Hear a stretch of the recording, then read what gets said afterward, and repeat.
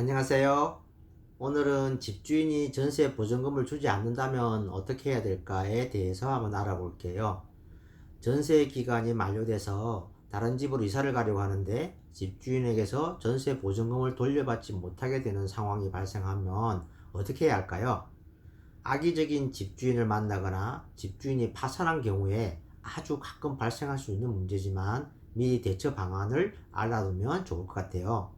전세 기간이 만료되어서 이사를 가야 하는데 집주인이 이런저런 핑계를 대면서 반환을 미루고 있을 때 가장 먼저 해야 할 일은 내용 증명을 보내는 것입니다. 내용 증명에 특별한 양식이 필요한 건 아니고요. 현재 임대차 계약에 관련된 주요 내용만 기술하면 됩니다. 집주인 성명과 주소, 그리고 세입자의 성명과 주소, 그리고 계약 기간, 그리고 전세 보증금 등을 쓰시고 보증금을 반환하지 않으면 법적 조치 및 손해배상을 하겠다는 정도의 내용이면 되겠습니다. 우편으로 보내는 게 일반적이지만 스마트폰 문자로 보내셔도 되고요. 그래도 집주인이 반응이 없으면 그 다음에 법적 절차를 밟으시면 됩니다. 먼저 임차권 양도입니다. 이 방법은 두 가지 조건이 선행되어야 하는데요. 우선 집주인이 악의적으로 전세금을 반환하는 게 아니라 경제 사정의 악화로 돈이 없어서 어쩔 수 없이 못 주는 경우에 고려해 볼 수 있는 대처 방법입니다. 왜냐하면 임차권 양도를 위해서는 집주인의 동의를 받아야 하기 때문이고요. 또한 새로운 세입자가 있어야 합니다. 신규 세입자와 새로운 전세 계약을 하는 것이 아니라 기존 세입자의 남아있는 전세 기간만 채우는 것이므로 이런 조건에도 원하는 세입자가 있어야 합니다. 양자 간에 임차권 양도 계약서를 작성할 수만 있다면 새로운 세입자에게 보증금을 받아 이사 가시면 됩니다. 아주 해피한 케이스죠. 다음으로는 임차권 등기 명령입니다. 앞의 경우보다는 훨씬 현실적인 대처 방법인데요.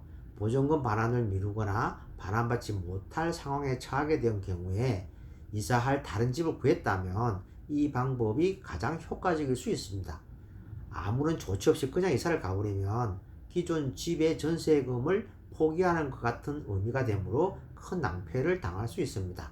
이때 임차권 등기 명령을 관할 법원에 신청해서 등기 명령 결정을 확인한 후에 이사를 가면 전에 살던 집에 대한 전입신고와 확정일자의 효력을 그대로 유지할 수 있습니다.